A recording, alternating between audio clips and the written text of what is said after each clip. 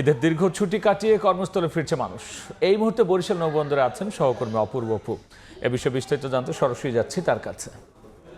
ঈদের ছুটি শেষে এখন মানুষ কর্মস্থলমুখী। বরিশাল নদীবন্দরে আমি আজকে বিকেল থেকে রয়েছি। এখানে বিকেল থেকেই বরিশাল নদীবন্দরের 10টি লঞ্চ এই মুহূর্তে নোঙর করা রয়েছে। প্রত্যেকটি লঞ্চে কানায় কানায় কার্যত পূর্ণ হয়ে গেছে যাত্রীদের চাপে।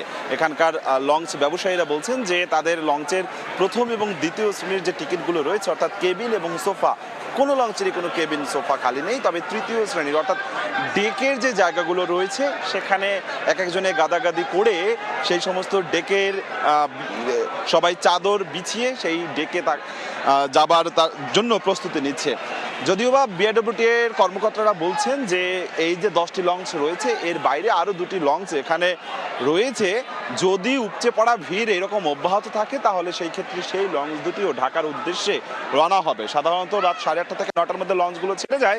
এখন বাজে 7:15, 8:30টার পর এক এক করে লঞ্চ এখানে ছাড়বে। দেখুন, তিল পরিমাণ যেন ঠাঁই নেই আজকে বরিশাল নদীবন্দরে।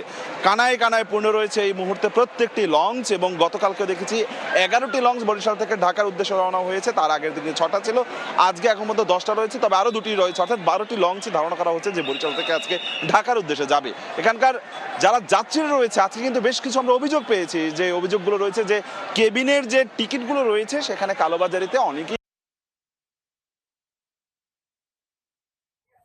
এখানে রয়েছে, তারা যাতে কোনো অপ্রীতিকর ঘটনা না ঘটে সেই জায়গাটিতে আসলে তারা ব্যবস্থা নিয়েছে। এখানে বিপুল সংখ্যক দেখি যে যতদূর চোখ যাচ্ছে ততদূর কিন্তু যাত্রীদের পরিপূর্ণ, এবং এরা আগামীকালকে যেহেতু সরকারি অফিস খোলা সেই ক্ষেত্রে আজকেই এই সংখ্যক দেখুন যে যতদূর চোখ যাচ্ছে ততদূর কিন্তু যাত্রীদের পরিপূর্ণ, এবং এরা আগামীকালকে যেহেতু সরকারি অফিস খোলা সেই ক্ষেত্রে আজকেই এই দীর্ঘ চাপ থাকবে। আগামীকালকে হয়তো রাতে এত ভিড় থাকবে না বরিশাল নদী বন্দরে। বরিশাল থেকে আমার কাছে কর্মস্থলমুখী মানুষের যাত্রার এতটুকু খবর ছিল।